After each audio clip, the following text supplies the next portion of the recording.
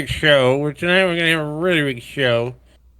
We have the Beatles all the way from England over the pond. I don't think the Beatles are alive, so Actually, there's two Beatles left, so oh, there is plural.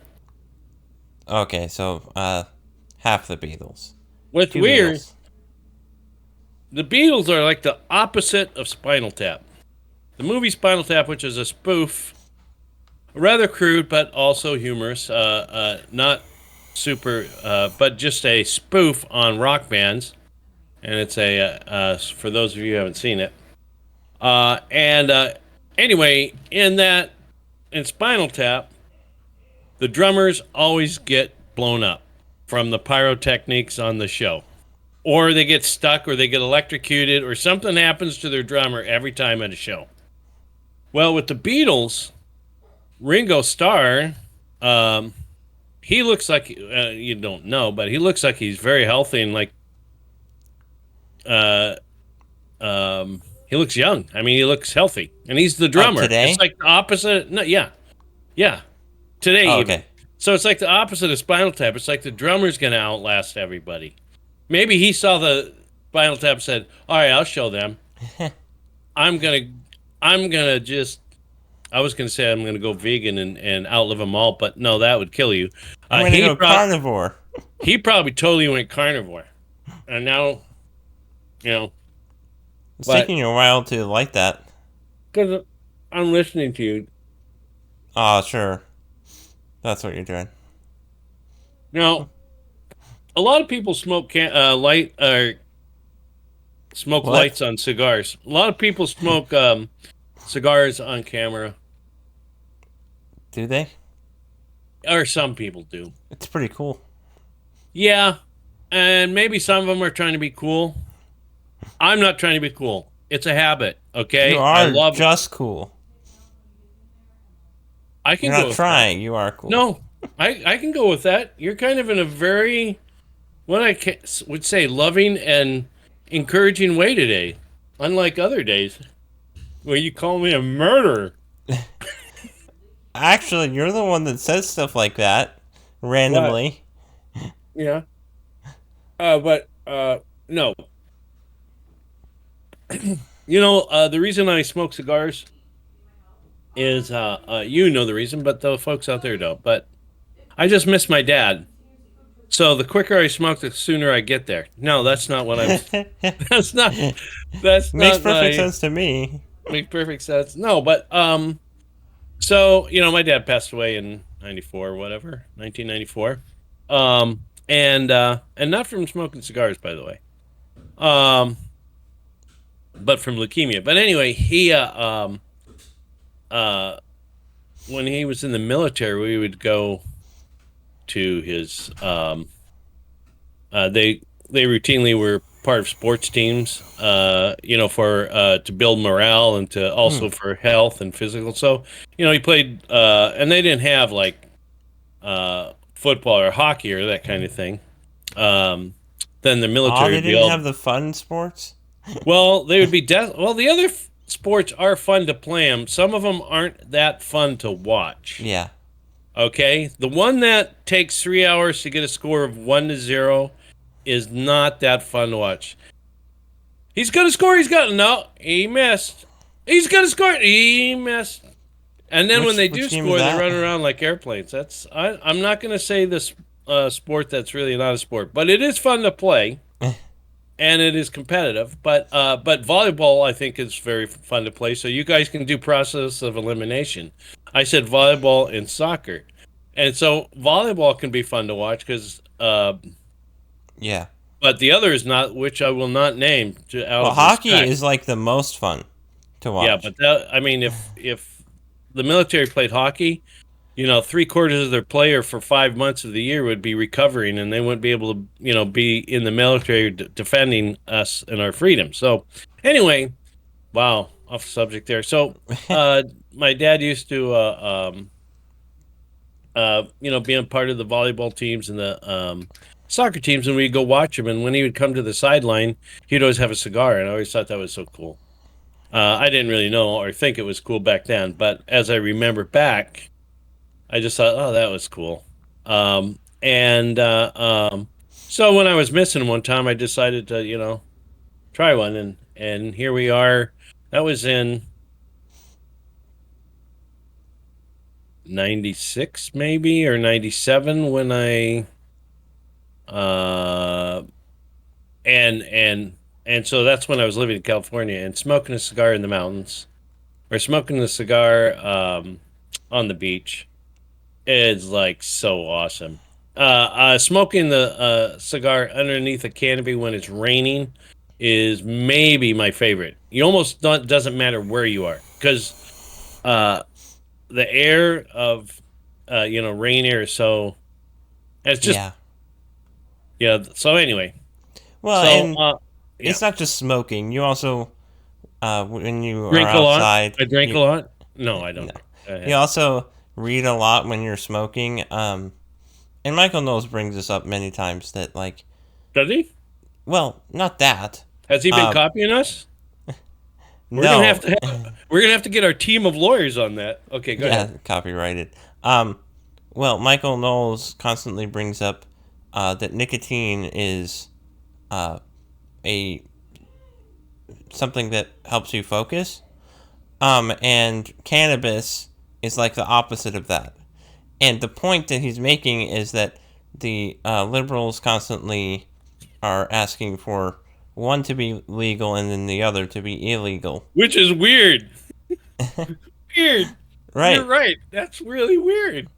And so he says that also there's a similarity between that and the ideologies of, on the one hand, truth being almost the most important thing, then on the other hand is more or less about, or it ends up being more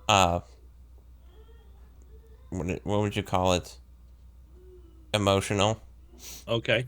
And so the nicotine again helps you focus and then the other one doesn't.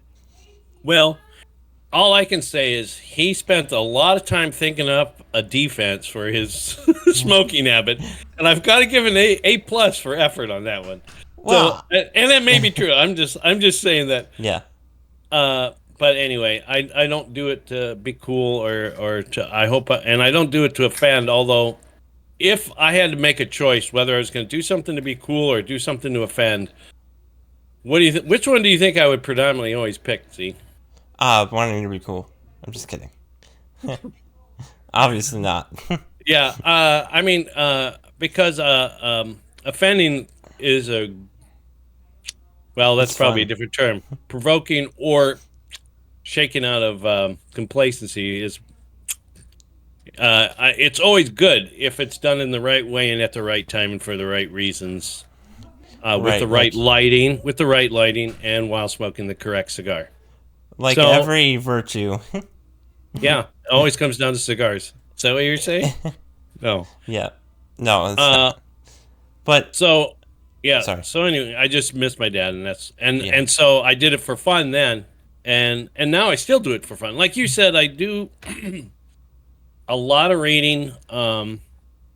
And usually it's when I'm smoking a cigar in the garage or outside on and so when I pass away and you read my Bibles, you're gonna have to fumigate your house because when you open it up, it's gonna be like, oh my gosh, this Hmm. is like a cigar lounge. And so Basically, actually, everything that you have smells like cigar smoke. I Your suppose I don't jacket, know. your Bibles, Yeah, I your don't notice it shoes, that much. your So socks. well, and I was I attended a Bible uh, class or Bible study last year, and I realized that when I brought my Bible into the room that we were studying at, it's like a classroom. It's really kind of cool, but and everyone in a circle, I realized maybe even before I opened my Bible, people are gonna go like, "Oh my goodness, are the grade school kids smoking in here during the week? But I felt a little embarrassed. I thought, too bad. Yeah, why would I feel why would you feel Well, embarrassed? just because some people look down on smokers. Yeah. But I thought, you know what? We should be embarrassed and ashamed of sin. Now, there are those people Absolutely. that, yeah. And some people say, well, good answer, because smoking is a sin. Well, okay. That's my another gosh. debate for a whole nother day. Well, I won't you know, debate it, just so you know. well, I know what they're saying, but Well, I know because I speak they said it English. because they said it and you understood it. Yeah. Well, if they said it in the Greek, I would understand them better and I'd probably believe them. But since they decided to only speak in the English, I go, anyway, I understood what they were saying. So if you take that, if you take their thinking, sometimes of their logic to the final conclusion, they would say that maintaining your health is the number one, the most spiritual priority, even though they don't think this. But I think that's the most spiritual activity a person could do, is to maintain perfect health. And what's funny is, like, okay, well, it's not funny, but so someone is attempting to maintain perfect health by some kind of diet that they think or heard about, or believe in, whatever, and they're doing great, and then they get run over by a train. It's like, that is really tragic, because the vitamins did not protect them from the train, and therefore Yeah. I'm against vitamins. Well, I think that, in my mind, I don't consider it a sin. I think it's maybe not best practice, to smoke, Yeah. because I do think that it is harmful in certain ways to the system. And one difference between smoking and alcohol that I find is that alcohol isn't necessarily going to be bad for you in a moderate amount. But Mm-hmm. I'm not sure. I'm not a scientist on cigar smoke and smoking and all that. But Mm-hmm. I could imagine that smoking a little bit isn't necessarily good for you at all. I don't know. Well, are you a scientist? I think you are. I think you're a speculative scientist. In Well, I fact, am a you have, scientist. I just don't know how yes. cigars and smoking works exactly. Okay, the reality is, okay, so and there's so much more important things to talk about than my stupid cigar smoking. But we started down this road. You brought it up. I tried to avoid the conversation. No, you Um, did not. You're the one that brought it up. no, but I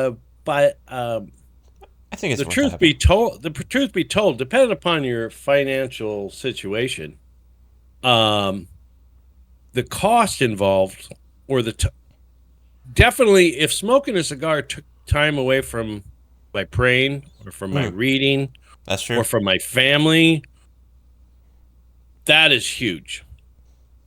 Okay, that would be being sinful. That would be being okay. Or if I uh, couldn't afford it, and instead of paying my electric bill, I had cigars, that would be worse than any effect on my health.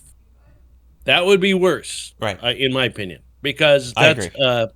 so. Well, So because that anyway, that ultimately takes away from um, the time that should be spent focusing on God, and then it becomes a problem, right? Just like yeah, anything, if you are willing to sacrifice everything for that, when you're not willing to sacrifice everything for Christ or for that which is necessary for your children, let's say, to survive, hmm stuff like that. And if you're breaking the law or not paying your debts, which is what doing. being unjust is being unjust. Yeah, exactly. And someone will say, well, I don't kill anybody. Yeah, but you're not paying your lawn boy, who you said that you would pay him $20 if he mowed the lawn. and that is being unjust. And little things lead to bigger things, but little things can hide the reality of what our hearts are actually. Hmm. Uh, okay, so I haven't killed anyone. That's pretty obvious, right? Um, because they Is it haven't found the obvious? body. They haven't found the bodies, but and no one's missing. So those are the two things. But um, that's like saying, "Well, I didn't kill anybody." It's like, yeah, but what's the quality of your heart? What's the quality of my heart? Well, And anybody could say, "I'm not killing anyone." well, and we do, and we kind of do say that. So, and that's good that we're not killing anyone. That's great. Yeah. I mean, but you're not going to get a passing grade just because you haven't killed anybody. Because that, again, some of the most important things. You and I talked about this, and it started a major rift. And I called you fat, and you called me a liar. And Well, only one so, of those happened. well, that's true. But you're on a diet, so um, so, uh, you're not fat. You are a beautiful young man. So I think you mean handsome. I think that's the term. I think beautiful is fine. Um, and handsome. It's weird. You can call a woman handsome, but it just sounds weird. But it is true. But you're right. There is a certain gender association with that. So I don't know. We got off the subject there, and now I'm like, wow, that Volkswagen of thought is gone. Well, I you brought up something interesting right there that I think is important. We don't have to get into it Finally, right now, but if you have the train of thought back. go ahead. Oh, I was just gonna bring up. You said that there is a gender distinction there between beautiful and handsome, and I think that traditionally beauty does not is not specifically a feminine thing, and I would say that real beauty is not simply uh, based on appearance. No, And it's right. based on his whole, yeah, the whole enchilada, right? Hmm. And Keep so I going think on. that we need. I think that there's constantly misunderstandings about beauty. And I think that we need to renew our um, previous understanding of what beauty was. Um, there's this writer. I think I don't remember his name. It's something Guthrie is his last name. And he wrote a book. It's called Creator Spirit. And on the surface, it's a very odd title for a book, but it's pretty Hmm. good. He contrasts the different views of um, what is spiritual and compares it with what is truly spiritual, and what and talks about the Holy Spirit's work in the book. I think it's the last chapter. He talks about what beauty is really, and the way that he describes it is beauty is basically the proper ordering of the world, where that which is proper is there and that which is improper is gone. And that's kind of his explanation of what beauty is. And I thought that there was wisdom in that because he was saying it's not like just appearance, like that which is pleasing to my subjective sense or something like that. It's more like, is there the proper harmony that God has ordained there to be in the world? And that uh, the disharmony is when we run into ugliness and that which is ugly. Well, so like a hammer. So if you're looking at a hammer, and for those of you in construction, but you look at a hammer, and there's so many different kinds, and you go to the store, and you go to Menards or you go to Home Depot. We don't we neither of those are sponsors. Lowe's has been paying us millions of dollars for sponsoring them, but you go to them, and there's like 30 or 50 hammers lined up, and you're just like amazed at their beauty. okay, because of their structure. And but then, so in a sense, just for the pleasing of the eye, it's beautiful. But then what's beautiful is when you have a nail and you have a hammer to put the nail into the wood instead of like a vice grips to try to hit it into the wood. Mhm. Or that's beautiful. And then you have the person swinging the hammer who swings it really well. Mm. And that's beautiful. So, like you said, and like you're saying in that book, which and he's not spouting anything new. I mean, there's nothing new under the sun, right? Right. The ancients and the fathers have talked about beauty forever, and the symmetry and the order and the purpose and the fittingness of it. You Yeah. know, a bowl in a china shop is not fitting. It Right. might be funny. It might be funny, But the and reason why actually, it it's is. funny is because it's not normal, Yeah, it's not right? expected. It's not It's expected. unexpected. Now, you wouldn't call it funny if you did. Now, this is what's so amazing. So, let's say you decide you're going to do a film and you're going to go to Chinatown and you're going to bring a bull. I don't know how you do that, but it'd be tricky. And then you brought it into the China shop, got your video camera, and then videoed them chasing Su Lim or Ching Li around the place and other customers and knocking everything down, assuming that you have the money to pay him after all the filming. Um, if you did that for the purpose of humor and not at the owner's expense, we're not talking about that. But if you did it for the humor, someone would say that is beautiful humor. So then you take it to another. It's where is it fitting for what the aim of it is? Oh yeah, absolutely. That's a great point. It is, if it's for a joking purpose, in this case, that would be a proper usage. And if it's not at the expense of the owners, like you brought up, then Yeah, it is proper. But if it was simply bringing in a bull and then destroying somebody's property, that is obviously the wrong thing to yeah. do. It's And, not. and That's not beautiful. right, absolutely. And so it's really about what is proper at the proper time, which is exactly what virtue is, right? Is uh, doing the right at the right time for the right reason, and all that. Right Hmm. thing at the right time for the right reason. Right. And it reminded me very similarly to um, what the course on Aristotle and the eudaimonia, which is basically true happiness, where things are everything's in proper Harmonized. order, right? Yeah. And Yep. then he talks about ergon, which is proper use of different items. And you're talking about the hammer and the nail and the the bowl and the china shop or whatever. Um, Hmm. Again, this stuff has been talked about already in the past, but there was just that correlation that I saw there. Um, and I feel like it's so important to maintain that view of beauty, of truth, and of goodness, because I think that in this world that we live in right now, we've completely divorced those from their proper usage, where Hmm. they almost mean whatever you want now. Just in the same way that love now no longer is a particular thing, but just a particular, or not particular, a general feeling of, oh, that makes me feel good, versus that is actually good.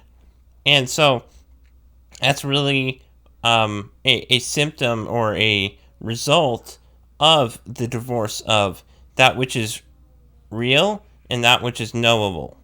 That those two things are completely separated in the modern mind, and I think this is something I'm really passionate about talking about, is how does the modern postmodern philosophy affect the way that we look at the world. And I think that's the number one thing that we see is a complete divorce of words and then what they signify.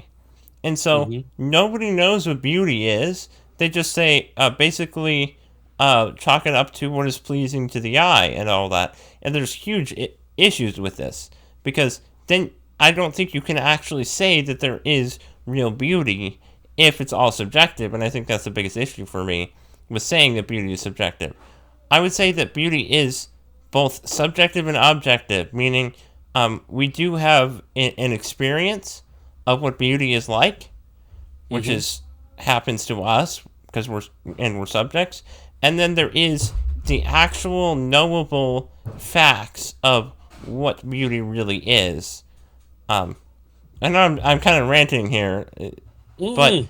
I think it's just so important that people always remember um, the implications of the philosophy that we hold and how it affects our views today, and how important it is to have a real understanding of what beauty is, have a real understanding of what should be our standards of beauty, and also other things like truth, love, all these things. These are objective facts. But, Well, so yeah, so so what you're saying is, it's like we're looking through smoke. We don't have a clear picture of what beauty, but I wanted to say that if someone were to define beauty, a lot of people could define it right, maybe, but predominantly, maybe they're going to always go to the pleasure aspect of it, yeah, right? And you mentioned that, and so it just seems like they think pleasure is, if that man is handsome enough, then I'll have pleasure by being with him. If that woman is beautiful enough, I'll have uh, pleasure by with him. So the beauty is always tied from to the pleasure, which is really weird because um, well, not really weird. What I mean is there's a paradox, or there's a the real always, or the unreal always looks like the real, but it's a fake. It's false gold versus real gold. And because uh, I would assume that to be in the presence of the Lord forever would be very pleasurable. mm, Okay. And so uh, we can't, uh, the true Christian is not going to discount pleasure, right, right? Even the Lord says that he looked at what he did and had pleasure on looking at his creation and said, "Wow, that's good. I did pretty mm, good there." yeah, So, no, absolutely, and I think that goes back to proper ordering again. Um, the the issue here is that we have an improper view of pleasure, and we're supposed to our reason is supposed to govern our passions, hmm and in the world that we live in the sinful world that we live in, everyone has their uh, the intellect and reason, intellect, will, and passions all out of whack until Christ realigns them. And so when you are trying to give a definition of beauty and happiness and all this stuff, it almost always comes down to a feeling when a typical worldly individual or people in the world give a definition, because that's what's governing them, or that's what's hmm out of whack within them. And so what um, the what we need is a proper ordering of passions and desire. And the thing is, that's what a big difference between the idea of happiness Aristotle proclaims versus the idea of happiness that is proclaimed nowadays. Eudaimonia is the idea of happiness for Aristotle, and the difference between eudaimonia and simple pleasure, or what we call being happy, is that eudaimonia isn't simply it feels good, so it is good. It hmm is good, so it feels good, if that makes sense. Because okay, so sorry. Here's one no, distinction yeah, that's really important: is sin. When we desire sin, sin seems to almost always be something that is a short-term good versus a long-term good. And one way that is always true, in the sense that we don't wait for heaven for that which is pleasing. Instead, we wait, or we do it now in this life, and don't expect consequences. That's one way that it fletches out. But anyway, the point is hmm that we do what is good, and that is supposed to make us joyful and happy because that is what we are made to do. If we Right. do what we are made to do, then we will enjoy it more than anything else. We'll And be truly more fully human. no, absolutely. And that's one point that Guthrie makes in the book as well, is that the sorry, that's a little off topic, but he says something like the spirit renews our humanity and makes us more human than we were before, and the spirit's work is to renew us and remake us, and properly order us, and so that's really where the distinction is the the pleasure of eudaimonia is based upon what you are made to do and what is really good for you. It's like, Hmm. oh, here's another example I just thought of. It's like eating healthy food over a long period of time versus eating what tastes good at the moment. If you keep eating the healthy stuff, you'll feel better. You won't get sick as often. You'll have the right nutrients. You won't be as tired as often. You'll have all these things. And over time, your palate starts to mature and you start to enjoy foods that you wouldn't otherwise because you're eating the healthy stuff that isn't just sugary and all that stuff, right? And so It's that like would be, it's like building a virtue in nutrition, yeah, in a way, absolutely. right? Right? Right. Keep going. Yeah. Okay. No, that's a good point. Do you have any more to say on that part? Well, just that, and we've said it before in other shows, is that as we're trying to do, as we're wanting to do the right thing, um, we first get convicted and we go like, "Oh, I'm doing the wrong thing." Okay, but I want to do the wrong thing. Then you start thinking, "No, maybe I should do the right thing." So then you start trying to do the right thing. Well, and that gives you pain because you're trying to do the right thing and you're trying to avoid the wrong thing. So then, And when you there's desire the force, wrong thing. yeah, you desire the wrong thing. So then, the final hope is that that as we grow and mature in any virtue of whatever area we're talking about, uh, the place we want to get to is where we love doing the right thing, and it hurts us when we don't. Mm-hmm. And so, but that and that someone that actually is a transformation that we have as we. It's just like if you were going to shoot, if you're practicing free throws, the virtue of being a good free throw shooter. You know, um, you through practice, with the necessary basic tools of being a basketball player, your free throw shooting will improve. It will Mm-hmm. improve, just like we can change. Right, But anyway, and so I would say that the biggest difference between, um, let's say, false pleasure and real pleasure, or real, okay, false happiness versus real happiness, is one takes time and the other one doesn't. Or what do you mean? what? Okay, it takes time to enjoy doing the good. It's not as difficult for us to enjoy doing what is wrong. Okay, well, and I know what you're saying there. So you've said a lot. So let me go back to a couple things. You mentioned that the Lord or the Spirit of God works in us to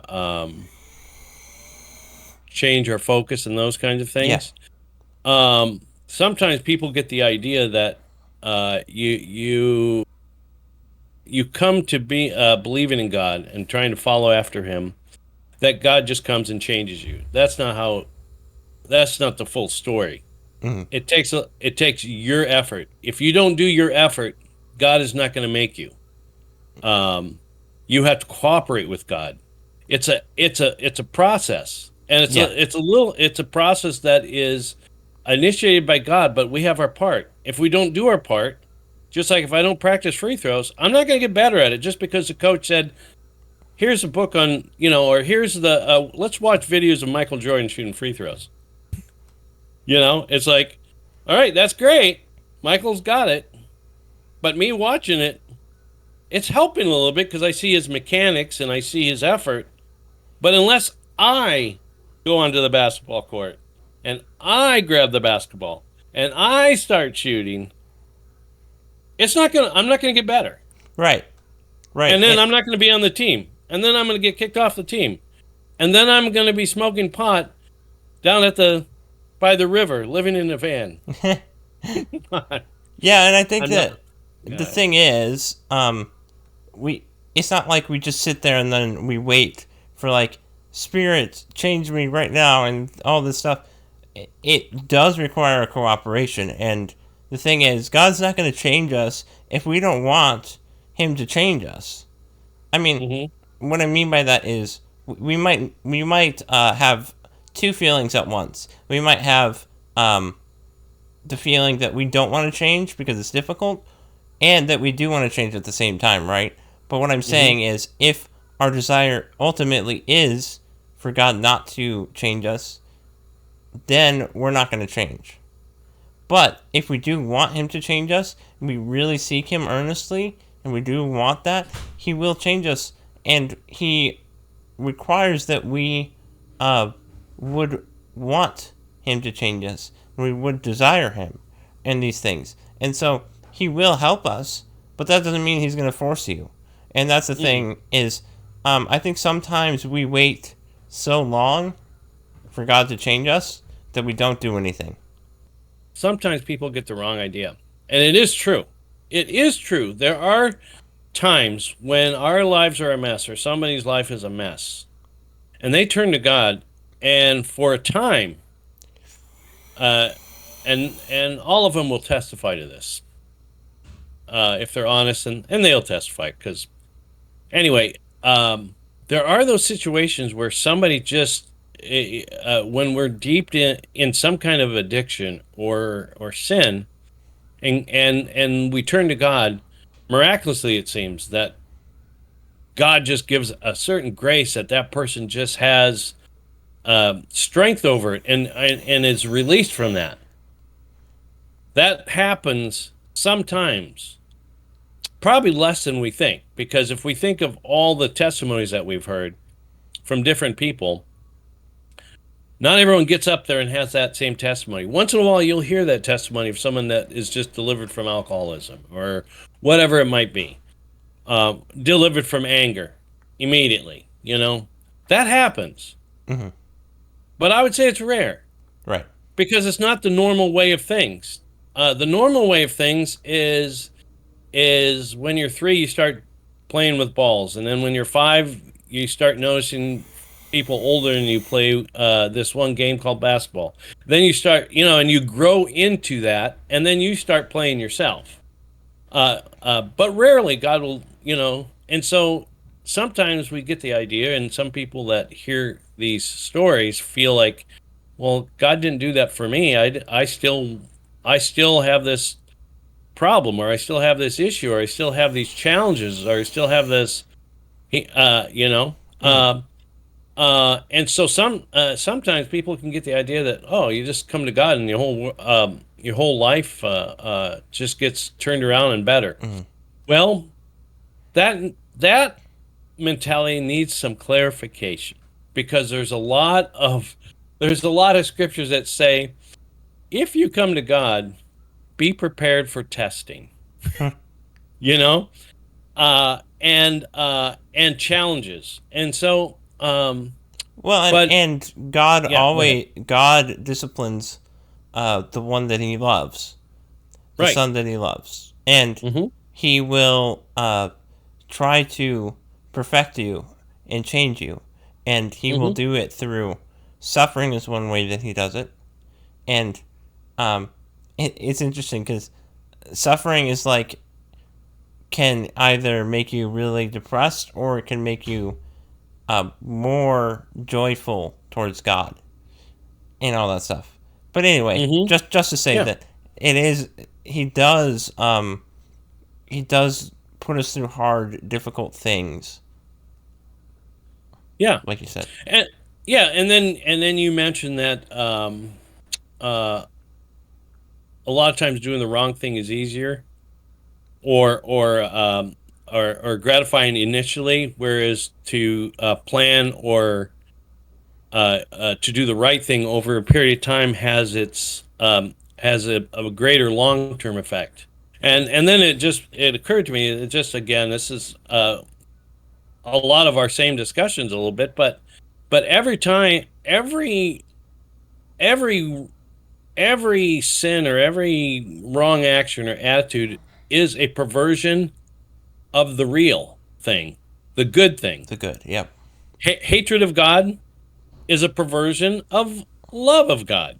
you know um and so and then there's scriptures that say that the very things that are good will be used for evil for those who are bent on evil. Your sin is going to be your own punishment.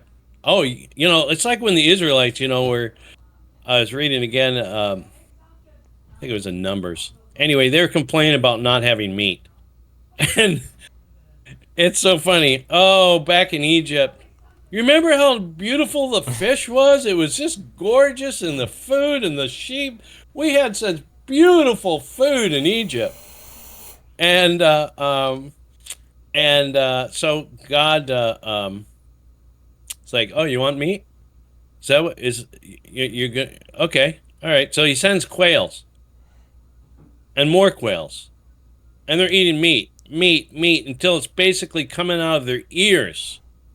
And finally, when they get satisfied with their meat, and he calls it, it's a scary word, craving. They craved.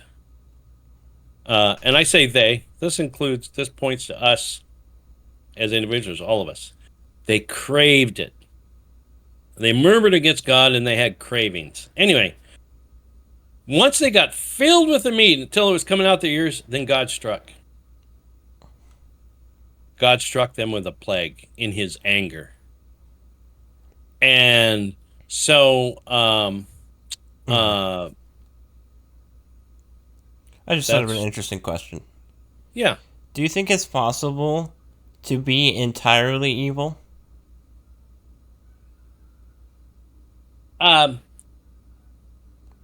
Probably. Well, okay. The only things we can understand is those things that we've had experience with, and I would say, it matters again. Definitions matter and clarification. So when you say totally evil, even the devil himself, in his creation, is considered good. He's part of creation, right? Yeah. Well, okay. Yeah. So that's one way to answer it. Is like, if hypothetically, if there was a completely evil thing that was completely evil, it wouldn't exist because existence itself is good.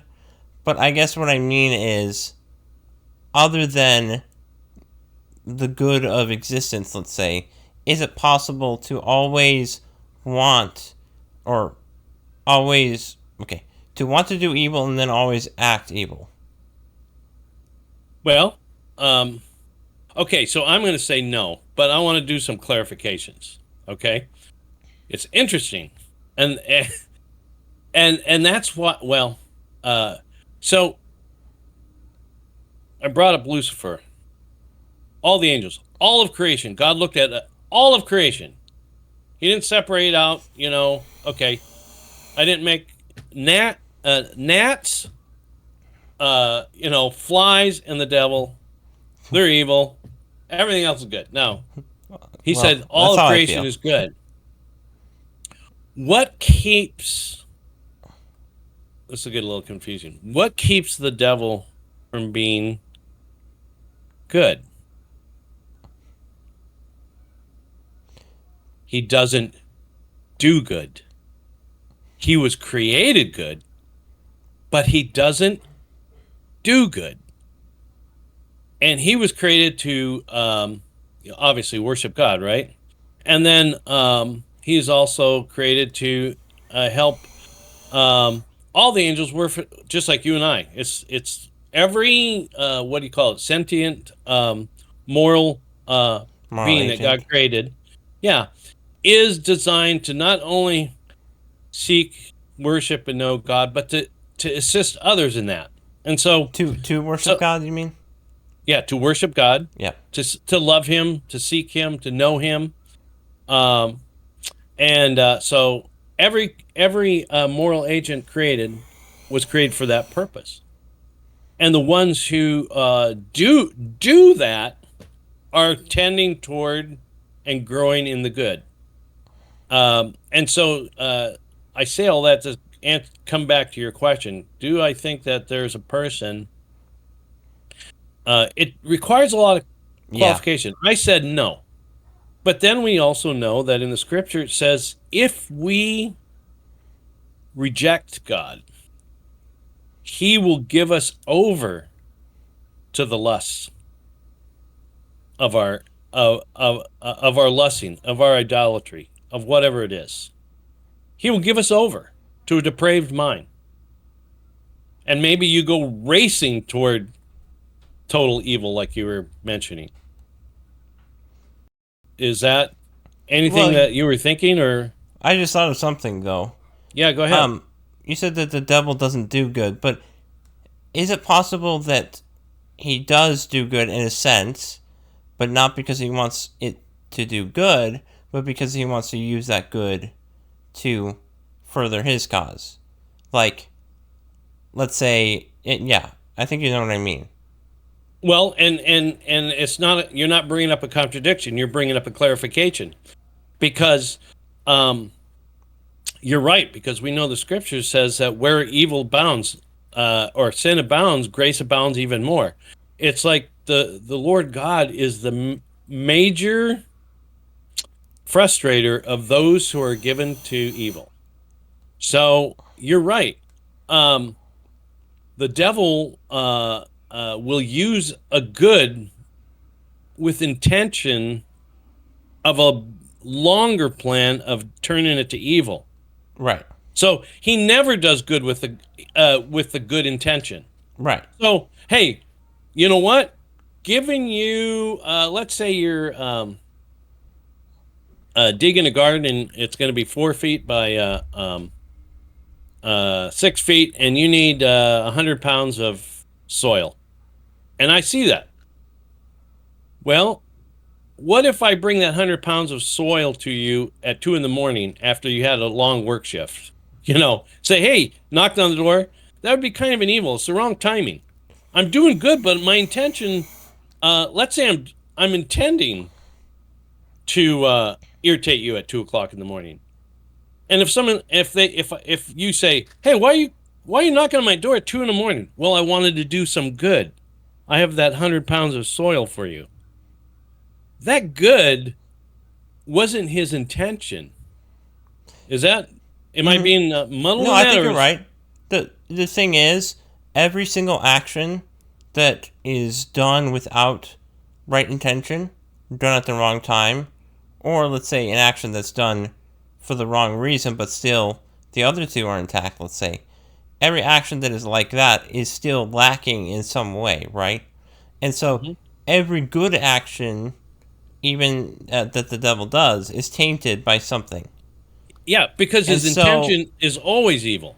Go ahead, keep going. Yeah. And so you might not say, well, he's entirely evil, but you would say that every action that he does or is always tainted by a bad intention. Right.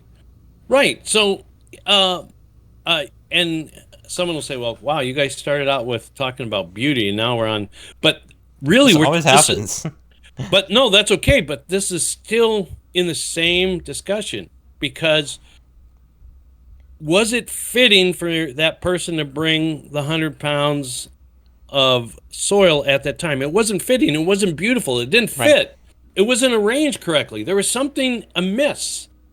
And so it really, it comes down to structure, symmetry, all those different things.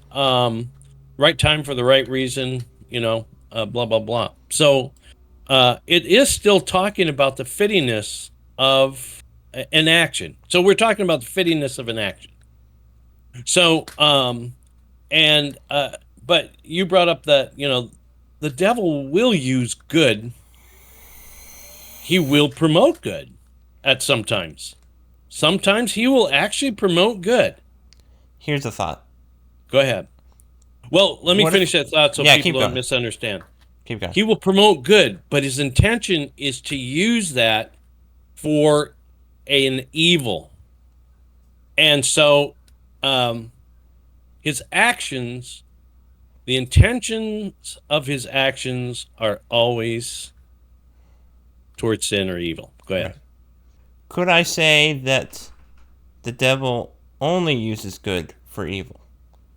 Because I think that the devil can only use good things in order to make them improper, if that makes sense.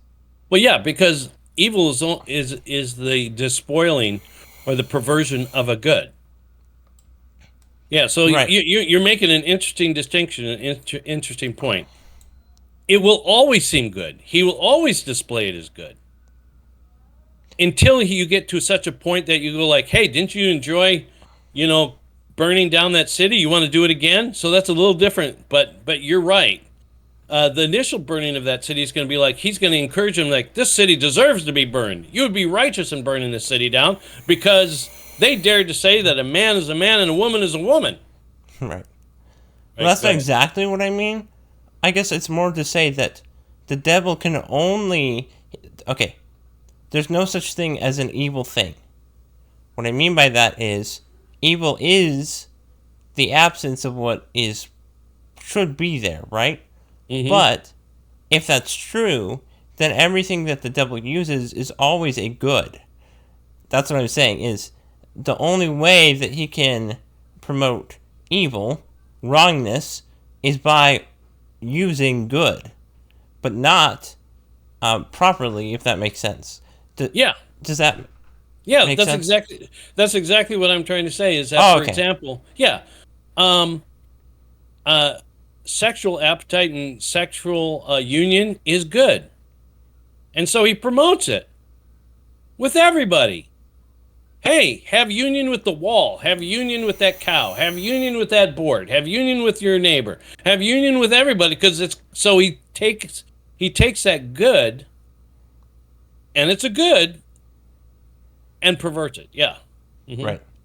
And he shifts the proper object to an improper object for that. And so it's always, I feel like it's always a mixture of things. Mm-hmm. All these actions, and that's why it's sometimes very difficult to know whether or not an action is actually good in the full sense. Like, even in my own life, it's like, did I many times when I do the right thing, deception is right at hand. What I mean by that is, let me give an example. It's like, I want to tell everyone that Jesus is Lord. Okay? Sometimes I might be doing it because I want somebody to look at me a certain way. And instead of doing it for the correct reason, right? And so I feel like it's so tough to know whether or not our intentions are good or bad. Mm-hmm. Well, yeah. So I want to feed that poor person, or gives that poor person. Let's say there's someone that's begging for food. Well, I give that person food. Okay, that person, his or her need is met. They're joyful. They've received a true gift. Okay, and regardless of my intention, if I was doing it because the compassion of God welled up in my heart and moved me to do that, then not only does that person receive the gift of food, but I receive the true gift of joy of being a giver. Okay? So it's win-win. We both, okay? But if my intention is to look like the good guy, or my intention is to, every time I see that person hungry, to give them something to where they start to trust me, and then I'm going to use them for whatever purpose I want, to mow my lawn or then the gift is still good for that person. Mm-hmm.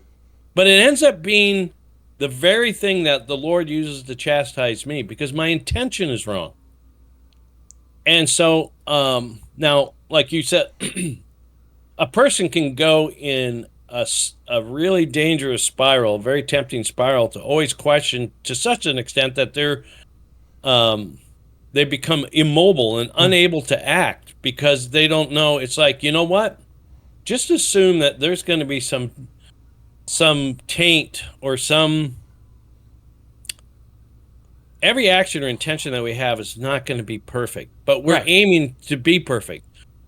Uh, so we need to tell a person needs to tell of the a truth of the gospel, whether their intentions are pure or not. You know, Mm. it's kind of like what Paul said. Uh, but we don't want to stay there with bad intentions. Right. But we need to act.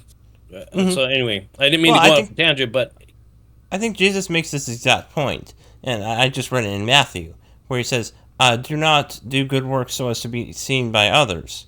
But then at other places, he does say to do good, and that uh, unbelievers will see that and praise God, right? mm-hmm, But I think mm-hmm. that people point at that as a contradiction or something. But I think his main point is the intention of the heart should not be that others would see us. And God always sees that. You and I don't see that, right? In Right. in sometimes in ourselves, although we should again start becoming self-aware and try to look at what is my intention, obviously, but we definitely do not see that in others. You know, we can't know their inner workings of what was their intention. You know, uh, uh, but God sees that down to the minutest detail of why we're doing it or why we're not doing something. Right. Well, in I don't know if it was last week or one of our discussions, you brought up the phylacteries and um, that the Jews would put scriptures on and put it in a box and put it on their arms or on their and the phylacteries was just uh, it says they're being hypocrites because they're displaying their things they're good before men, not because they love the good, but because they want to be thought of as holy before men. Now, but when you look at what phylacteries are, or doing good actions, these are really good things. It's really kind of cool to think that okay, I put the written word of God, in a box, and I'm wearing it on me because I want it to represent that it's in my heart. You know, uh, that's a good that's a neat thing. It's like the sign of the cross in the name of the Father, Son, and Holy Spirit. That's a great sacramental or holy thing to do. But if you do it on the street corner just to be seen by men, that's a different deal. Yeah.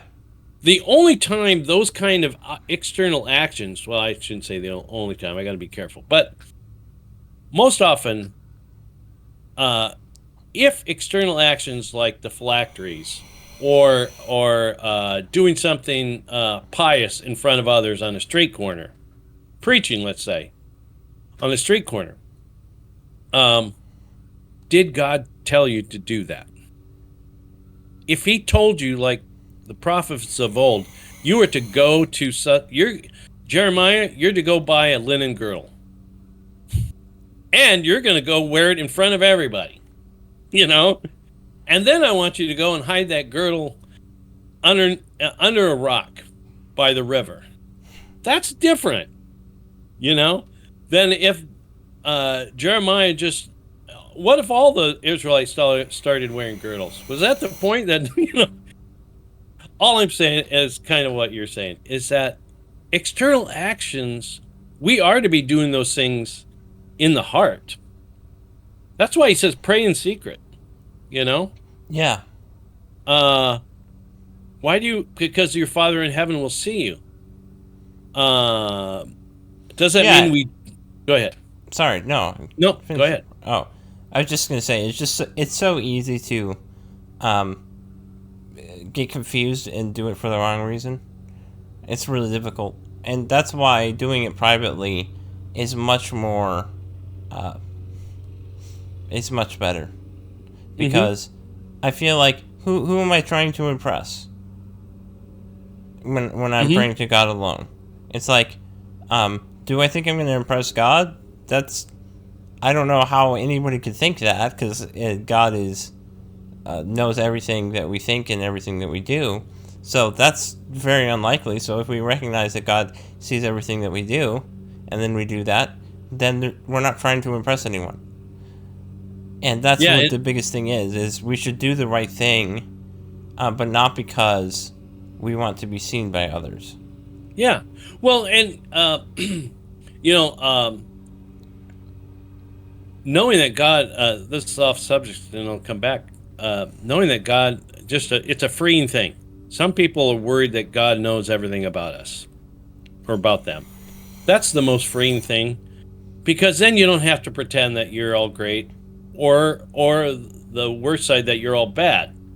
God knows. He knows your intentions even more minutely than you do. It's so freeing to go like, oh, God, he does know. Okay, so he knows part of this is hypocritical and part of this is sincere. I don't have to try to put on a show because he sees me clearly. And so then we can work on it, And this does not happen. Grace doesn't make it happen. It only makes it possible. Wouldn't you agree? No, I absolutely agree with that. Okay. That's why I don't agree with irresistible grace. Right. And other things. I mean, that's it makes it possible. He made, we didn't get a manual that we did get Emmanuel. Yeah, we did get Emmanuel. We didn't get a manual that if we read it, then tomorrow we're gonna go out and do everything right. No, we did get a manual, or we have a manual, or we have scriptures that are a source of inspiration and truth that help us. And then once we start trying to apply what we're learning, we find out we're not really that good at it. All right. But the thing is, God's grace makes it possible if we cooperate with him and we start to build virtue, working toward that, not giving up when we don't do well, because it just doesn't. It makes it possible. I was just thinking last night. I was thinking, for a very short time, for those married people out there, or going to be married, for a very short time, marriage is basically a storm, okay? For a very short time. I think what made me think of this is when I was reading, and again, I was reading the Gospels yesterday or whatever, and his storm in the boat, the different times that there was a storm. And Jesus said, "Peace, be still."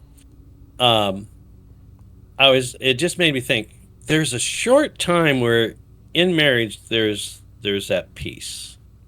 And generally it's in the generally short dating period and that time before maybe a year, or definitely when kids come. That's when the storm comes again. So marriage but not even if kids aren't involved, you have two people that do not have the same intentions, thoughts, desires. They have similar, or try to hear me out, but just even if they have like the same goal, how they're going to approach it, how they do that, how well they do that, it's going to so vary. And there's so much give and take. And that give and take causes a storm. There's no storm between the Father, Son, and Holy Spirit. Right? One God, three persons. There's no storm. They're in perfect union. They just flow from one another. We're not like that. Marriage isn't like that. And so sometimes married couples go like, oh, that one couple down the street, they do everything perfect. They're happy. They're, the one guy says, my wife is my best friend. And it's like, and the other husband thinks, my wife might supposed to be my best friend, but she doesn't seem like it, or the wife thinks that about her husband. It's like that is life because they're in the arena of striving for excellence. And Right. when two unexcellent or imperfect creatures are striving for excellence, when you're alone, you're only dealing with one imperfection. When you're two, you're dealing with, okay, now two people. It's still a beautiful union, and it's the most happiest state in life, per se, or one of the most happiest states in life. Um, but it's still a storm. And so when we read in scriptures about how we should act or think or be, it doesn't mean that it just automatically transfers into us because God, came into our hearts through faith and baptism and grace and all those things. It doesn't mean He's just, oh, now I'm doing it. No, it takes effort. No, yeah, and the thing is, that if you're going into it expecting him to completely change you overnight, then it might even become more difficult for you to change. Because if you don't, Because you're disappointed, maybe, no, right, or you look at somebody else's life and you think they do it so easy. It's like, well, okay, you don't know what they've been through. You don't know what they're going through. You don't know squat about them. You know, they may be putting on a good front. I don't know, or they may be legitimately pious and virtuous, but you don't know what it took to get there. right. It's not like you wake up and it's just that way. Yeah, we had. Go ahead. Difficult. Sorry, I just said it's difficult. Go where you were gonna go.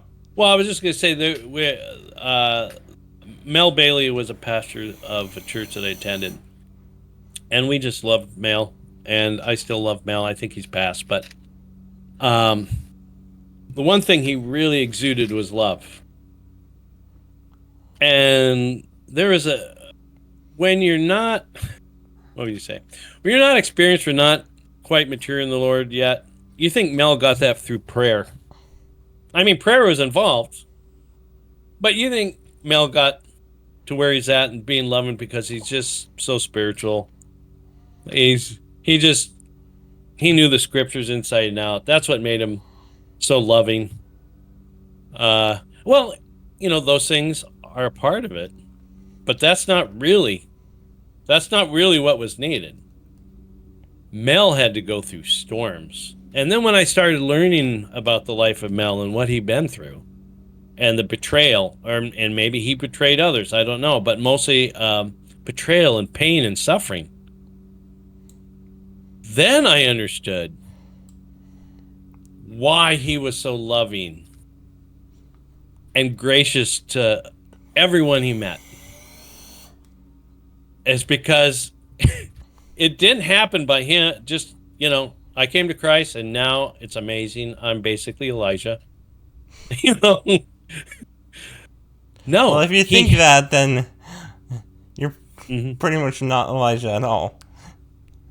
So, but like you were saying, that sometimes if our expectations are not in with reality, it causes a real difficulty because we think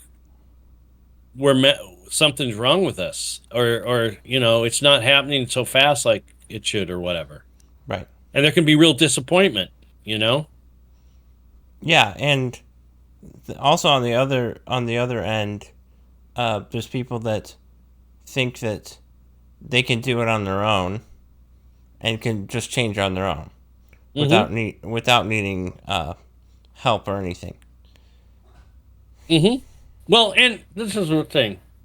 If our baseline intention is that we want to be submitted to God and faithful to God, then in all our meanderings, God will He won't waste it.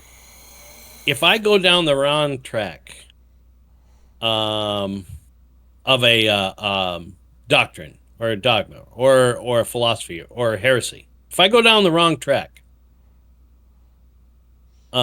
if my intentions are good, at some point he's going to call us and say, hey, you need to get on the right track. There's, it's not just like, oh, I can go on all these wrong tracks and Right. God's just going to use everything. No. If our intentions are to him, he will not waste that.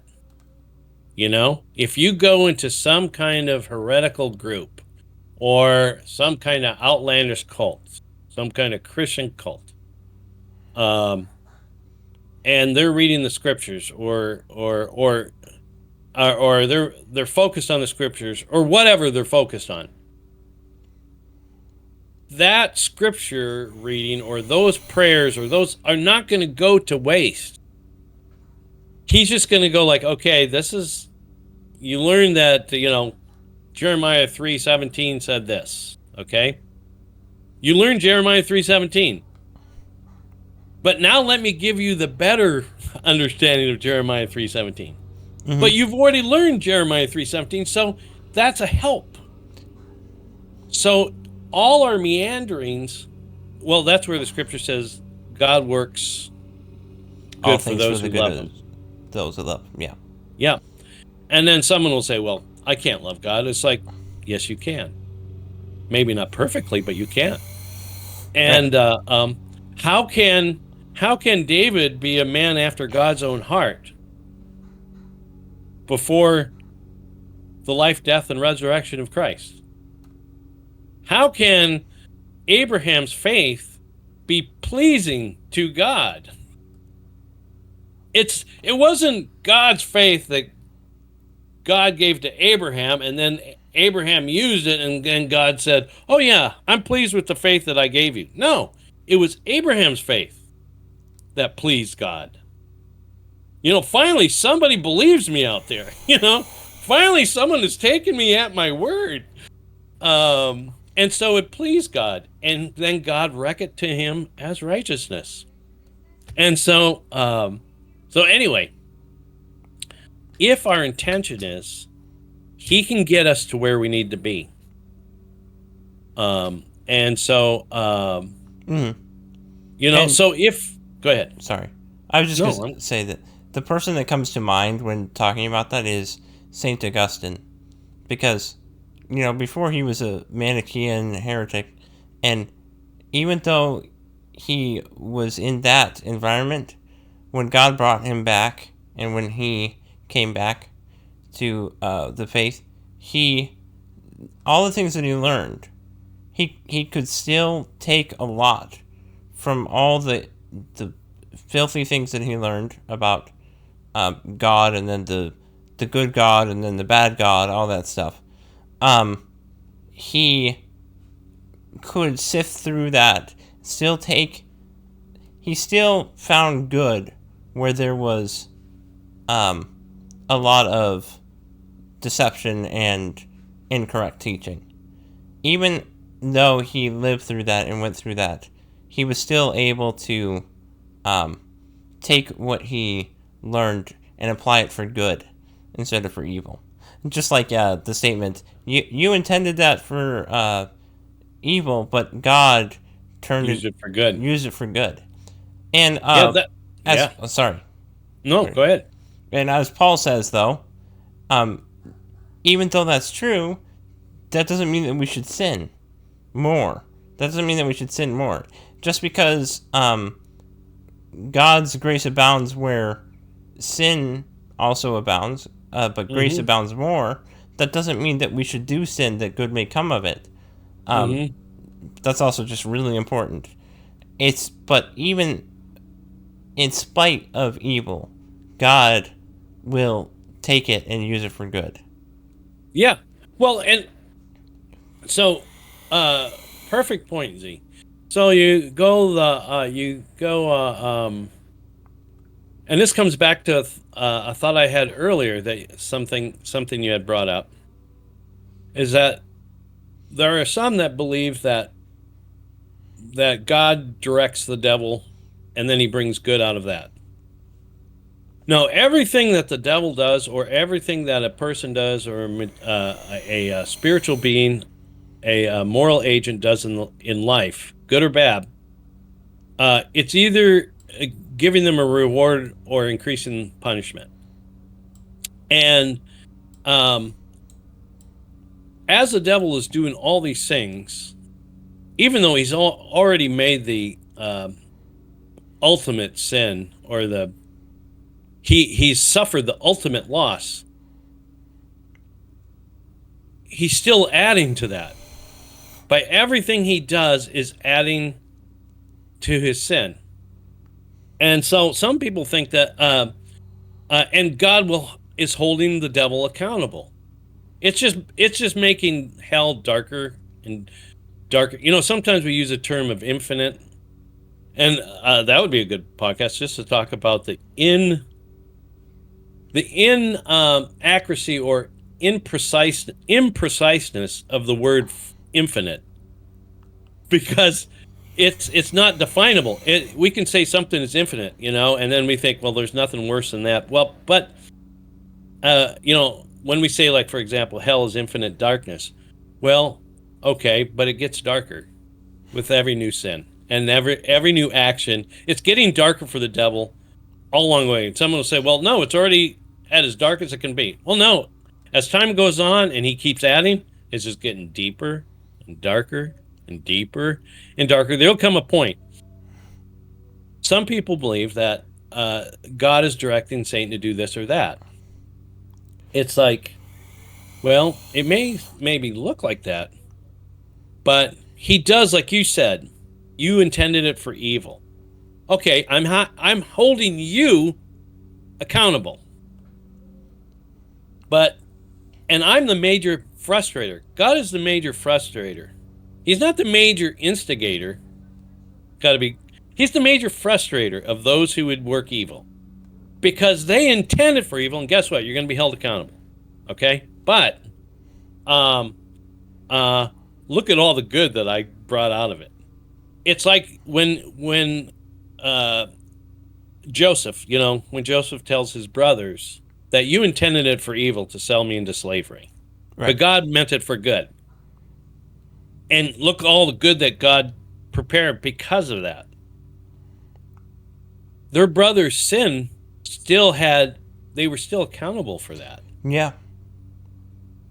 If the minimum amount that they were accountable for is that they had the shame and the guilt of doing that wasn't taken away. Right. It still exists. Mm-hmm. But in spite of that, and you're going to be held accountable for that, I brought good out of it. Right. Well, it also what comes to mind is Pharaoh, and how he was hardened by God after he went against God. But then God brought a great good out of that, is as he is judging the Egyptians and Pharaoh, he's showing his people his I guess there's many reasons. I don't but he's using that hardening to show his glory to his people. And that this, even though Pharaoh is intending this not because he wants God to have glory or anything, he's actually wanting to go against this God and the people. Even though he's intending that for an evil reason, God will take that evil that he intended, and then he will use it for good. And the reason why I bring up Pharaoh is because Pharaoh was judged, and his judgment was used for to show himself good to his people. And it's all because of Pharaoh's intention, he's judged. But then that's also used to be merciful to Israel. Well, and the book of I think it's in the book of Sirach, but it's also in within the Protestant what the Protestant Bible also is, but it's so spelled out so well in Sirach. It talks about. See, we think there's a misunderstanding. We think that the Israelites and the Egyptians were at this table, and they were equals. They were all equally good and right intentions. And then God decided, okay, I'm going to take these two people that are at the same status, and I'm going to make the Egyptian evil in order to use them to refine the good. But that's the wrong understanding of it, because you got to go back and first go, okay, there was a famine. God used the evil that Joseph's brothers did to Feed to the Joseph. nations. Yeah, first of all, to save Israel, right? To save the patriarchs and bring them. He used Joseph to bless the Egyptians. And the Egyptians, what did they do? They said, you be leader over us. You be second in command only to Pharaoh. We will give you the best land. And so the Israelites were the benefactors, or were the benefactors of the Egyptians. They gave them food and prosperity and life, and they grew up together. And then all of a sudden, the Egyptians said, hey, they're getting as strong as we are. And now the Egyptians made a choice. They said, okay. Well, first of all, they started to enslave their very benefactors that blessed them. They started to enslave them. And then they took it further. Every male child is to be killed. Yeah. Right? And then their enslavement got worse and worse and worse and worse, until God had a plan. Obviously, God always had a plan, that Moses delivered them. Yeah. Pharaoh's decision and rejection of God, and Egypt's rejection and hardening against God, happened from their initial decision to reject him and to reject the gift that Joseph brought to them. Mm-hmm. And they kept adding to it and adding to it and adding to it. Was there an Egyptian that went along with the children of Israel? Very possibly. You know, there's probably a few Egyptians that weren't Egyptian at heart, let's say. Right. But in general, they had already hardened their heart. And so God just used them, not because he just decided arbitrarily to go, you know what, I'm going to use you as a vessel of wrath. It's like, no, they asked to be a vessel of wrath. Yeah. And then Pharaoh kept up in the ante. It's like, and every time he'd see the light a little bit and go like, okay, you can go. But yeah, you just can't take any goats named Jerry. Okay? And Moses is like, no, we're taking everybody and all the goats named Jerry. And all, you know. So then Pharaoh would go, okay, yeah, okay, you can go. Well, and we all know the story, right? But so God used Pharaoh to bring about glory, but Pharaoh in Egypt was held responsible and judged. Yeah. Not arbitrarily. He didn't just say, okay, I'm going to judge you and I'm going to free Israel. No. Right.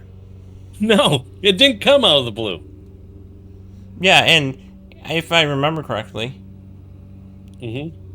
Sorry, can you center? Oh, I just... And if I remember correctly, in the text, it says that basically Israel was crying out, and that the Lord heard their pleas and decided to, take them out of Egypt. And what that indicates to me, at least, is that the reason why he judged Egypt is because they were oppressing Israel, and so there's clearly a reason behind why the judgment is occurring, right? Also, another thing that that I had like an aha moment while you were sitting there. And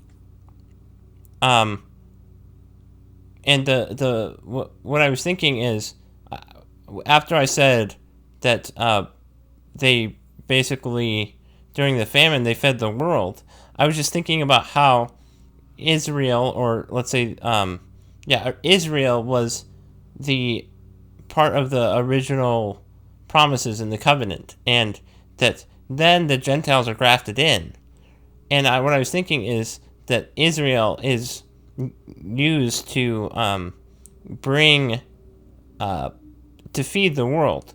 What I mean by that is Israel's, let's say, when Jesus came, he was here to fulfill Israel's obligations, and because he did that, he was able, or he brought the Gentiles in to the covenant, and now Israel is used to feed the world, to bless the world in the time of famine. And I was just thinking that was kind of cool. That is cool. Well, he said that all nations shall be blessed in you. So that's exactly right. And then you mentioned that the Israelites were crying out. God wanted to bring them to the promised land. He already knew that. He wanted to purify them. He wanted to take them through the river, through the Dead Sea, the Red Sea, as to cleanse him. And God has multiple purposes. It's a sign of baptism, right? We come out of the waters of baptism, and we're on the other side. We're delivered from Egypt. But God, you said that the Israelites cried out. It was when they started crying out to him that he said, he didn't just, he wanted them to want to also leave. Right? That also applies to the points that we made before. That's cool. Yeah. Not just him, he could have, if God wanted to, take Israel to the promised land, he could have just transported them, right? Through the Spirit. Like, okay, guys, we're done with this Egyptian sin thing. I'm going to do it all. Boom. No. The scriptures say that the Israelites embarked on a wonderful journey. And we know it was wonderful and terrible. But anyway, so he listened to their cries because, but they came to it. They came to that desperation themselves, in a sense. He put them in that position, and he's drawing them, but they had to make that desire and cry out. They had to respond, And so once they responded, then okay, I raised up Moses, delivered.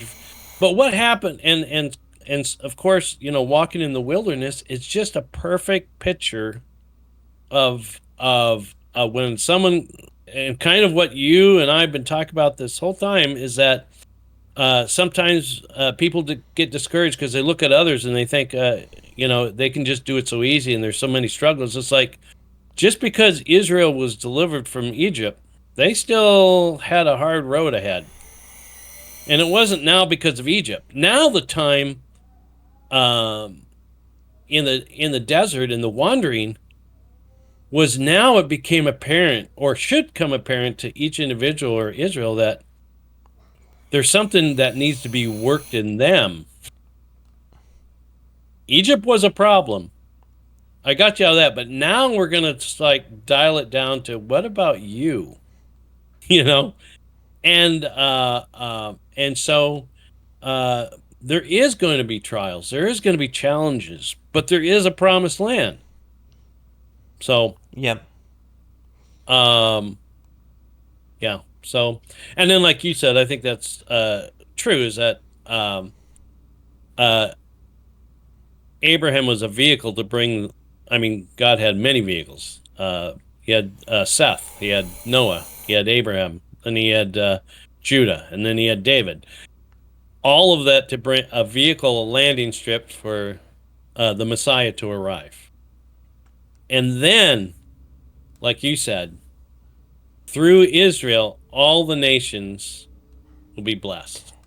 And you know what I love about that statement is that it was all despite Israel's failings. That Christ, or that redemption was brought to the world. Mm-hmm. And I think that's just such a beautiful thing, is that even the people that were rebellious, they were able to their rebelliousness was used to proclaim the truth to the world. Mm-hmm. And you actually see that in history. What I mean is that Christianity, when Christ came, that changed everything. And we see that message actually being brought to the nations. We literally see it. It's not like, Christ hoped, or we hoped that it would spread the message everywhere, but it literally did.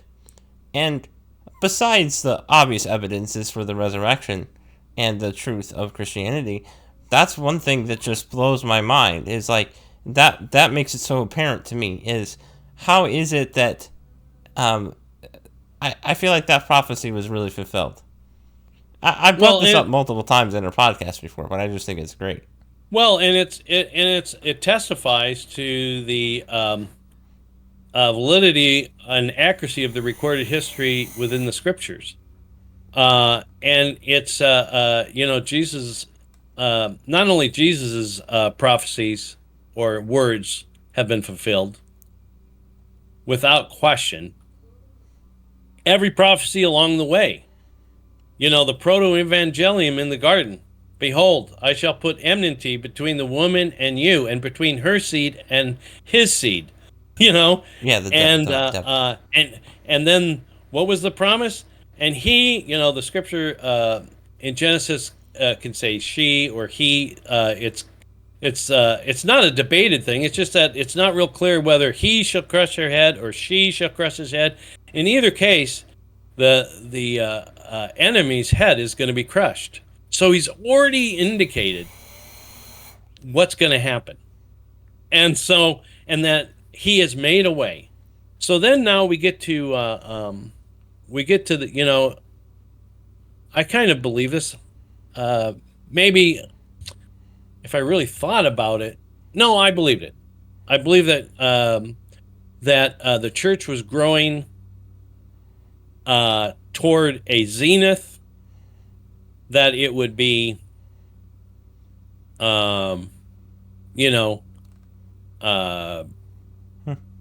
make a utopia on this earth, kind of.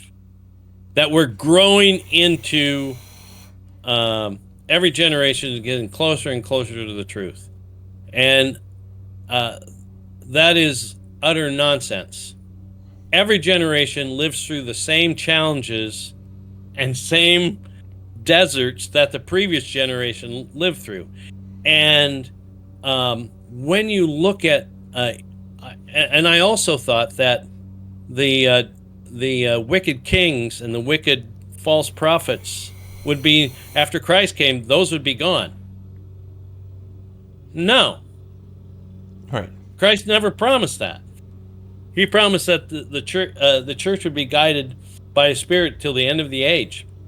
That is true, but He never said that everybody that's in the church is going to be pure and holy. Right. That there's going to be problems. There's going to be, what did Judah have, or Israel have 20 kings and 3 of them are mentioned as good? That's a really low percentage. Right. And the king is supposed to be like the pinnacle of to be the pinnacle of virtue, in a sense, for the people, right? So right. Why would we expect anything different? And why would that scandalize, us? It does scandalize us, and God again is going to do the same thing. It's like, okay, dude, you're not being a very good church leader. You're not being a very this or that. I'm gonna bring good out of it, but you're going to be held accountable. And so I realize, that no, it's kind of the false idea that man is evolved. It's really tied. I mean, that man is evolving to a higher being. It's like, no, no. Knowledge did not bring peace in itself. The most bloody century has been the 19th and 20th centuries, Yeah. compared to. And so illumination and evolution of man has not brought utopia. Right.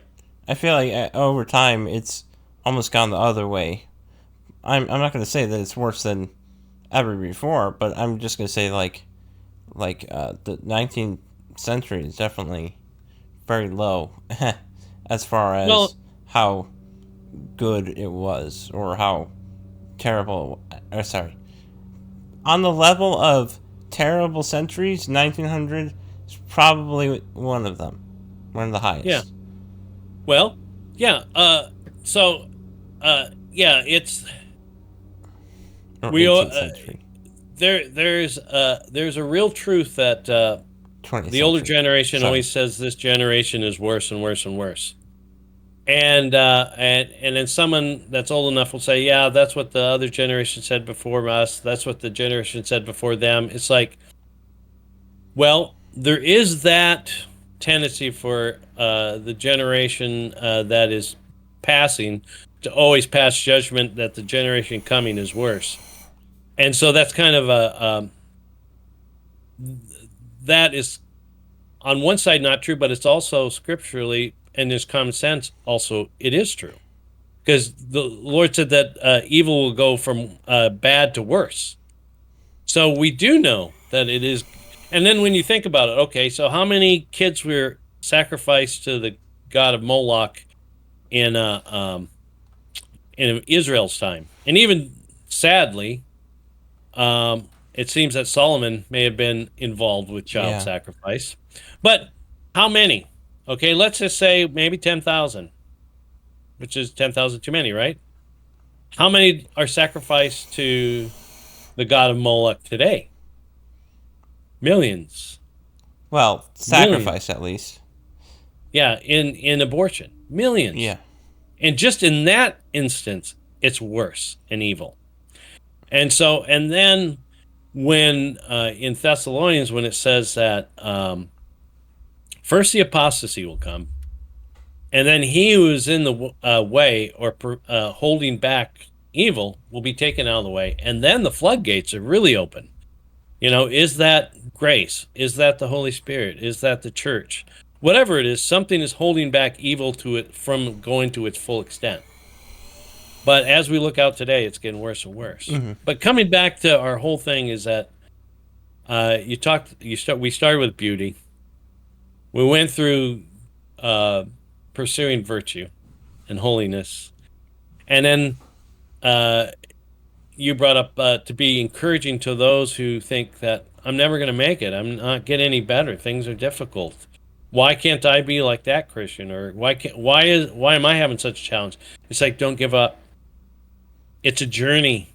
It's not an overnight sensation. It's a journey. It's a lifestyle. That's why the scripture says generally the typical age that we live to is 80. Well, why does he give us 80 years? Because we're on a journey. And what we do matters eternally. But if we make mistakes, there's remedies. And we should expect that we are going to make mistakes. But yeah. not be discouraged. Right. And you always need to recognize that if you ask Christ to forgive you when you fail, he will. Keep asking, keep seeking, right? And it's not like there's no grace for you. It's better that you don't sin, but even if you do sin, you have an advocate. Mm-hmm. Yeah, like John said, so yeah, don't get discouraged.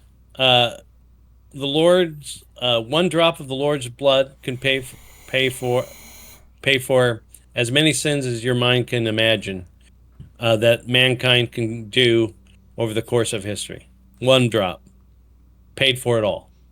It wasn't. He didn't pay for just some sins. He paid for all the sins, and it's a storehouse of forgiveness and mercy available to me and you, and anyone that will call upon the name. That's why it says, "Call upon the name of the Lord, and you shall be saved." Well, it didn't say, "I called upon the Lord, so I'm saved." It's like, no, continually call upon the Lord, because we're going to need it.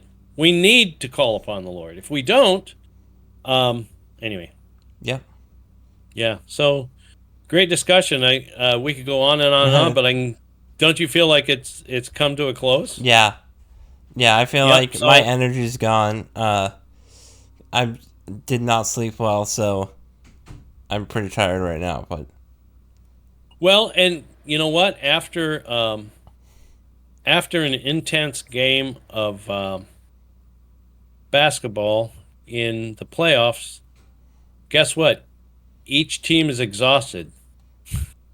They delivered their defense. They delivered their offense. They've delivered their points. They've delivered everything they could deliver, and now they're exhausted. And so that's kind of like here. We've delivered whatever we're gonna say.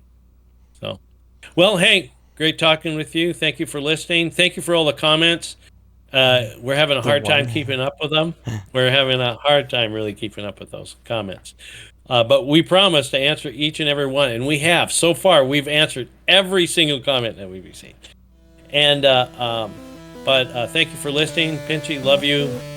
Godspeed. have a good week.